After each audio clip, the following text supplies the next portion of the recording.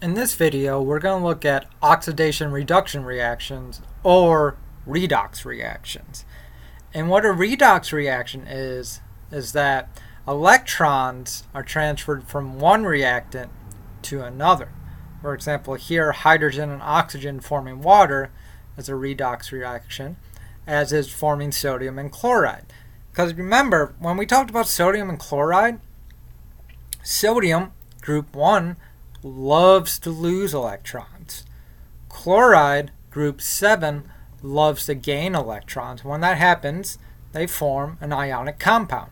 So sodium's giving an electron to chloride. It's a redox reaction. Now with redox reactions, you're going to want to remember the term oil rig. Because when we talk about redox reactions, when we say oxidation, we're saying that compound lost electrons, and if it's lost electrons, it's becoming more positive. If it was reduced, it went through a reduction, and it gained electrons, and so it became more negative, because remember, electrons are negative. And so oil rig is just a way to remember this.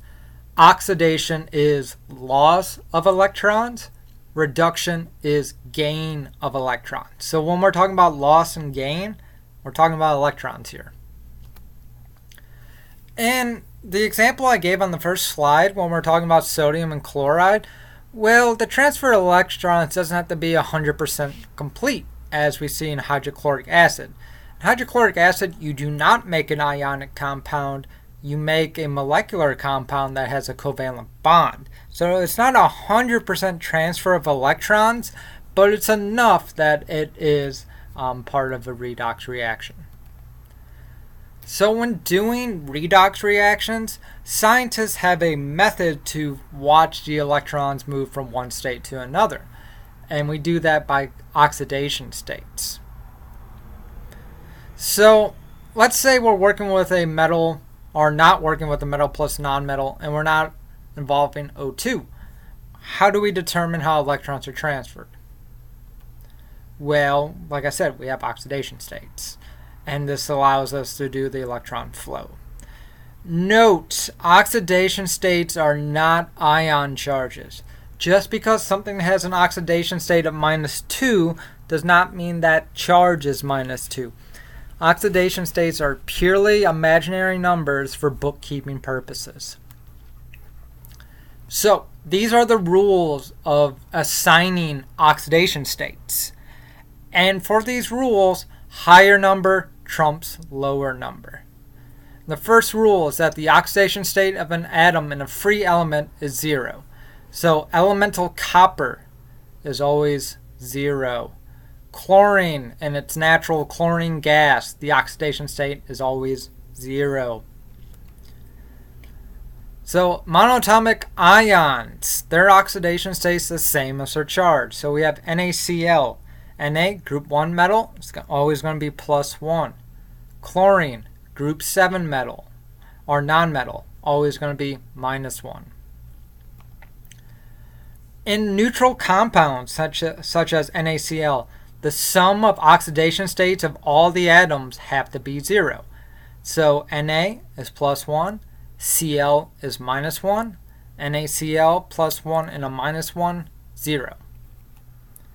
However, if you're working with an ion, the sum of the oxidation states have to equal the charge of that ion. So NO3-, O is -2, so you have 3 O's. So 3 times -2 is -6.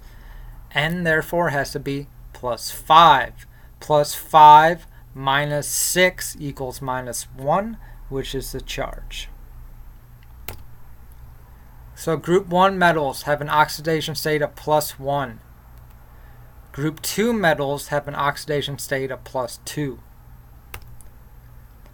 In compounds, nonmetals have oxidation states according to this table. Higher entries take priority. So fluorine, -1. Hydrogen, +1. Oxygen, -2. Then other group 7, -1. Group 6, -2. Group 5, -3. However, higher on the table takes priority. So let's try and do some oxidation states. I have 3 compounds for you. Based on the information we just went over, assign oxidation states to these atoms. Pause the video, try to do it, come back when you have an answer.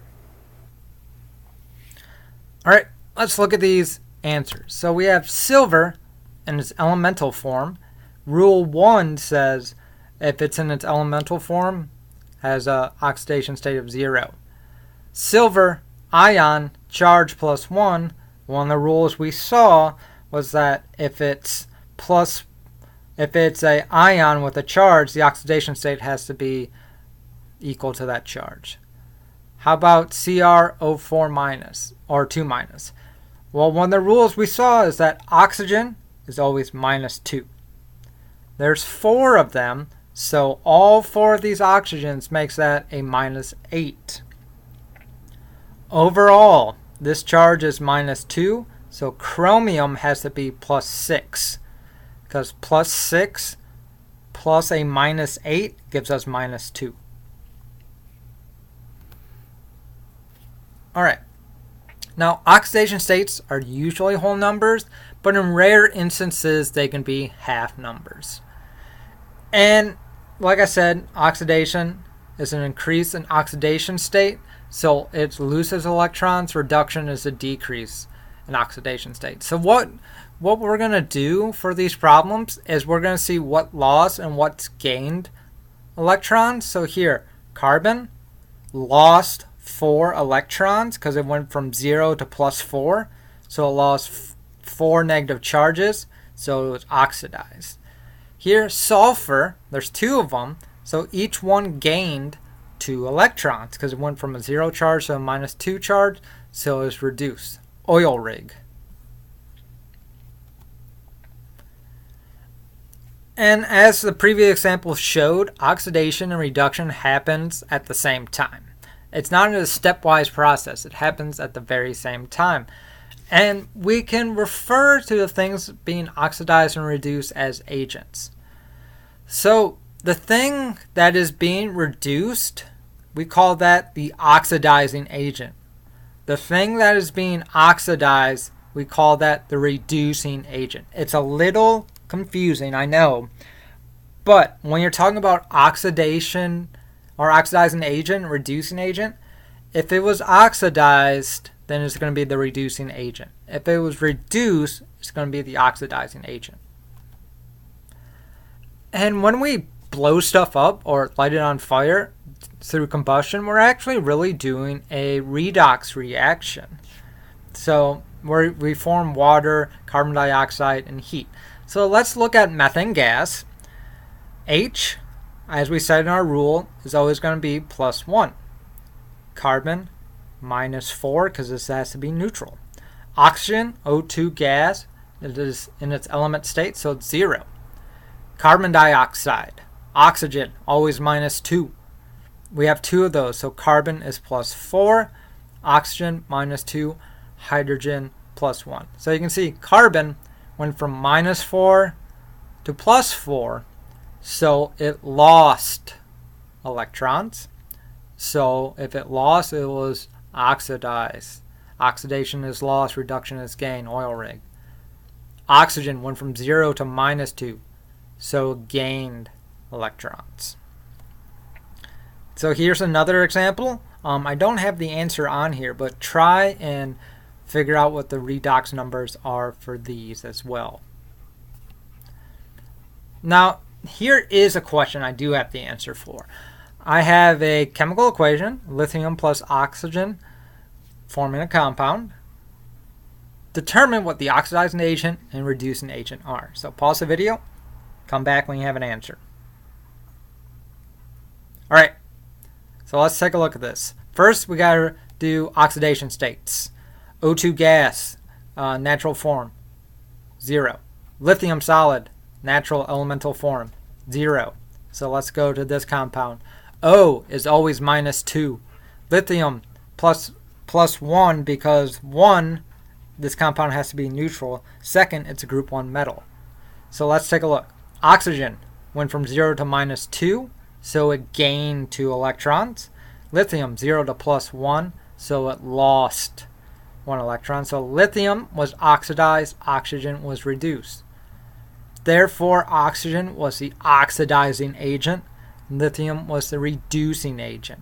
And that is why it's actually called the oxidizing agent, because oxygen is normally the compound that's being reduced, because O2 gas going to some compound. And so it is oxidizing other compounds because it's oxygen. That's just why the names are the way they are. And that's all for this video, and that's all for chapter 4. See you in chapter 5.